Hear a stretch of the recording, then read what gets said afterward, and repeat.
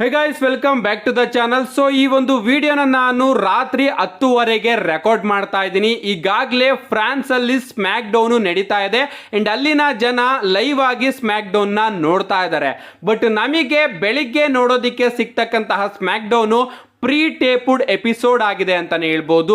ನಿಮಗೇನಾದ್ರೂ ಇಲ್ಲ ಬೆಳಿಗ್ಗೆ 5:15ಗಿಂತ ಮುಂಚೆನೆ ನನಗೆ ಸ್ಮ್ಯಾಕ್ ಡೌನ್ ನ ನೋಡಬೇಕು ಅಂದ್ರೆ ನೀವು ಯೂಟ್ಯೂಬ್ ಚಾನಲ್ ಅಲ್ಲಿ ಸಿಂಪಲ್ ಆಗಿ ಹೈಲೈಟ್ಸ್ ಅಂತ ಹೊಡೆದ್ರೆ ಸ್ಮ್ಯಾಕ್ ಡೌನ್ ನ ಹೈಲೈಟ್ಸ್ ಗಳು ಬಂದ್ಬಿಡುತ್ತೆ. ಯಾಕಂದ್ರೆ ಈಗಾಗಲೇ ಸ್ಮ್ಯಾಕ್ ಡೌನ್ ನಡೀತಾ ಇದೆ. ಕೆಲವೊಂದಷ್ಟು ಲೀಕ್ಡ್ ಫುಟೇಜಸ್ ಗಳನ್ನು ಕೂಡ ನಾನು ಇಲ್ಲಿ ಹಾಕ್ತಾ ಇದ್ದೀನಿ, ನೀವು ಇಲ್ಲಿ ನೋಡಿ ಎಂಜಾಯ್ ಮಾಡ್ತಾ ಇರಬಹುದು.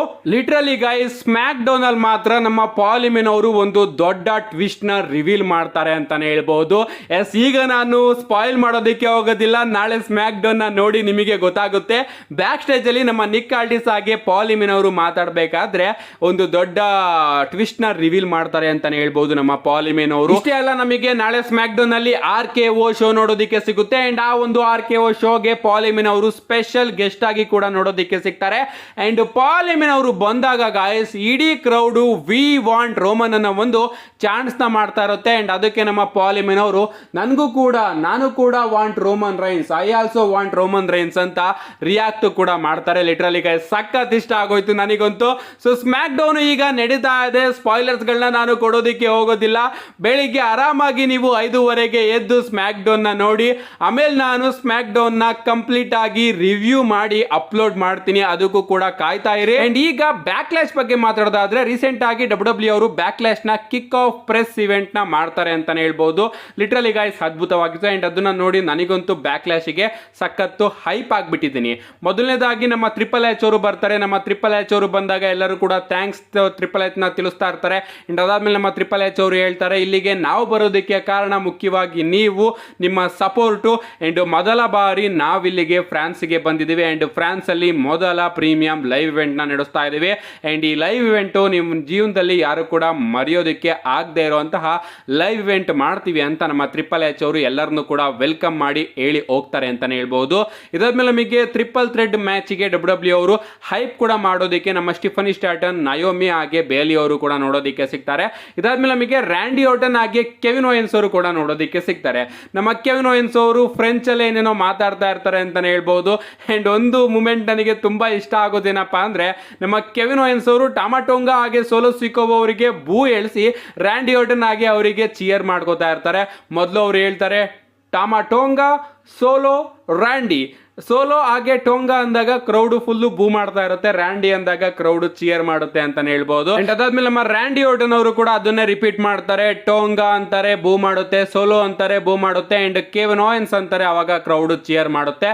ಸೊ ಟೋಟಲ್ ಆಗಿ ಇವರು ಹೇಳಿದ್ದಾರೆ ನಾವು ಬ್ಯಾಕ್ಲಾಶ್ ಅಲ್ಲಿ ಸುಮೋ ಒನ್ಸ್ ಗಳನ್ನ ಸೋಲ್ಸ್ ಆಗ್ತೀವಿ ಅಂತ. ನೋಡೋಣ ಗಾಯ್ಸ್ ನಾಳೆ ಇವರು ಹೇಳ್ದಂಗೆ ಆಗುತ್ತೋ ಇಲ್ವೋ ಅಂತ. ಇದಾದ್ಮೇಲೆ ನಮಗೆ AJ ಸ್ಟೈಲ್ ಅವರ ಎಂಟ್ರಿ ನೋಡೋದಕ್ಕೆ ಸಿಗುತ್ತೆ. ನಮ್ಮ AJ ಸ್ಟೈಲ್ ಅವರು ಬರ್ತಾರೆ, ಕ್ರೌಡ್ ಚಿಯರ್ ಕೂಡ ಮಾಡ್ತಾ ಇರುತ್ತೆ ಹಾಗೆ ಬೂ ಕೂಡ ಮಾಡ್ತಾ ಇರುತ್ತೆ. ನಮ್ಮ AJ ಸ್ಟೈಲ್ ಅವರು ಬಂದ್ಬಿಟ್ಟು ನಾನು ನಾಳೆ ಹೊಸ ಅನ್ಡಿಸ್ಪ್ಯೂಟೆಡ್ WWE ಚಾಂಪಿಯನ್ ಆಗ್ತೀನಿ ಅಂತ ಮಾತಾಡ್ತಾ ಇರ್ತಾರೆ. ಅಂಡ್ ನಮಗೆ ಕೋಡಿ ರೋಡ್ಸ್ ಅವರ ಎಂಟ್ರಿ ಕೂಡ ನೋಡೋದಕ್ಕೆ ಸಿಗುತ್ತೆ. ಕೋಡಿ ರೋಡ್ಸ್ ಅವರು ಬಂದ್ ಕೂಡಲೇ ಕೋಡಿ ರೋಡ್ಸ್ ಅವರ ಥೀಮ್ ಸಾಂಗ್ ನ ಕ್ರೌಡೇ ಆಡೋದಕ್ಕೆ ಪ್ರಾರಂಭ ಮಾಡುತ್ತೆ ಅಂತಾನೆ ಹೇಳ್ಬಹುದು. ಲಿಟ್ರಲಿ ಅದನ್ನ ನೋಡಿ ಕೋಡಿ ರೋಡ್ಸ್ ಅವ್ರಿಗಂತೂ ತುಂಬಾನೇ ಖುಷಿ ಆಗುತ್ತೆ. ನಮ್ಮ ಕೋಡಿ ರೋಡ್ಸ್ ಅವರು ಬಂದಾಗ ಮೈಕಲ್ ಕೋಲ್ ಅವರು ಅವರ ಬಳಿ ಪ್ರಶ್ನೆನ ಕೇಳ್ತಾರೆ, ನೀವು ರಸಲ್ ಮೇನಿಯಾದಲ್ಲಿ ಗೆದ್ದಾದ್ಮೇಲೆ ಮೊದಲ ಬಾರಿ ನಿಮ್ಮ ಚಾಂಪಿಯನ್ಶಿಪ್ ನ ಡಿಫೆಂಡ್ ಮಾಡೋದಕ್ಕೆ ಹೋಗ್ತಾ ಇದ್ದೀರಾ, ನಿಮ್ಮ ಪ್ರಿಪರೇಷನ್ ಯಾವ ರೀತಿ ಇದೆ ಅಂತ ಕೇಳಿದಾಗ ಅದಕ್ಕೆ ನಮ್ಮ ಕೋಡಿ ರೋಡ್ಸ್ ಅವರು ಹೇಳ್ತಾರೆ, ಆಫ್ ಕೋರ್ಸ್ ಪ್ರಿಪರೇಷನ್ ಮಾತ್ರ ಚೆನ್ನಾಗಿ ಮಾಡ್ಕೊಂಡೇ ಇರ್ತೀನಿ, ಯಾಕಂದ್ರೆ ನನ್ನ ಮುಂದೆ ಇರೋದು ಫಿನಾಮಿನಲ್ ಒನ್ AJ ಸ್ಟೈಲ್, ಅವರಿಗೋಸ್ಕರ ಯಾವ ರೀತಿ ಪ್ರಿಪರೇಷನ್ ಮಾಡ್ಕೋಬೇಕು ಅದೇ ರೀತಿ ನಾನು ಪ್ರಿಪರೇಷನ್ ಮಾಡ್ಕೊಂಡಿದ್ದೀನಿ. ನಾನು ಇನ್ನೂ ಕೂಡ ರೋಮನ್ ರೈನ್ಸ್ ಅವರ ಬಾಗ್ಲನ್ನ ತೊಡ್ತಾ ಇಲ್ಲ, ನಾನೀಗ ಫುಲ್ ಟೈಮರ್ ಆಗಿದ್ದೀನಿ, ಟ್ರೈಬಲ್ ಚೀಫ್ ತರ ಇಲ್ಲ ಅಂತ ನಮ್ಮ ಕೋಡಿ ರೋಡ್ಸ್ ಅವರು ಹೇಳ್ತಾರೆ.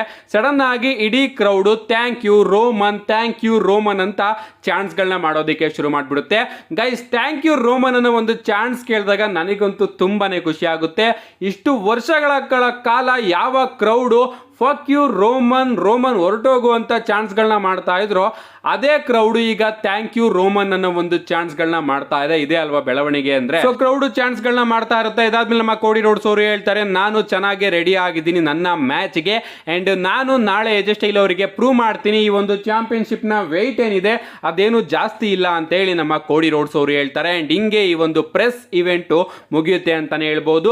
ಏನೇ ಆಗ್ಲಿ ಗಾಯ್ಸ್ ಇದನ್ನ ನೋಡಿ ನನಗಂತೂ ತುಂಬಾನೇ ಖುಷಿ ಆಯ್ತು. ಅಂಡ್ ನಮ್ಮ ಕೋಡಿ ರೋಡ್ಸ್ ಅವರು ಇನ್ನೂ ಒಂದು ವಿಚಾರನ ಹೇಳ್ತಾರೆ. ನಾಳೆ ನಡೀತಿರ್ತಕ್ಕಂತಹ ಬ್ಯಾಕ್ಲಾಶ್ ನ ನಿಮ್ಮ ಲೈಫಲ್ಲೇ ನೀವು ಮರಿಬಾರ್ದು, ಆ ರೀತಿಯ ಒಂದು ಶೋನ ನಾವು ಕೊಡ್ತೀವಿ ಅಂತ ಹೇಳಿದ್ದಾರೆ. ನೋಡೋಣ ಗೈಸ್ ಎಷ್ಟು ದೊಡ್ಡ ಸರ್ಪ್ರೈಸ್ ರಿಟರ್ನ್ಸ್ಗಳು ನಮಗೆ ನಾಳೆ ಬ್ಯಾಕ್ಲಾಶ್ ಅಲ್ಲಿ ನೋಡೋದಕ್ಕೆ ಸಿಗುತ್ತೆ ಅಂತ. ಲಿಟ್ರಲಿ ನಾನಂತೂ ತುಂಬಾ ಕಾಯ್ತಾ ಇದ್ದೀನಿ. ಇವತ್ತು ರಾತ್ರಿ 10:00 ಬ್ಯಾಕ್ಲಾಶ್ ಪ್ರೀಮಿಯಂ ಲೈವ್ ಇವೆಂಟ್ ನಮಗೆ ನೋಡೋದಕ್ಕೆ ಸಿಗುತ್ತೆ. ಯಾರು ಕೂಡ ಮಿಸ್ ಮಾಡ್ಕೋಬೇಡಿ ಗಾಯ್ಸ್, ಯಾಕಂದ್ರೆ ಸಖತ್ತು ದೊಡ್ಡ ಶಾಕಿಂಗ್ ಸರ್ಪ್ರೈಸಸ್ಗಳು ನಮಗೆ ಬ್ಯಾಕ್ಲಾಶ್ ಪ್ರೀಮಿಯಂ ಲೈವ್ ಇವೆಂಟ್ ಅಲ್ಲಿ ನೋಡೋದಕ್ಕೆ ಸಿಗ್ಬಹುದು.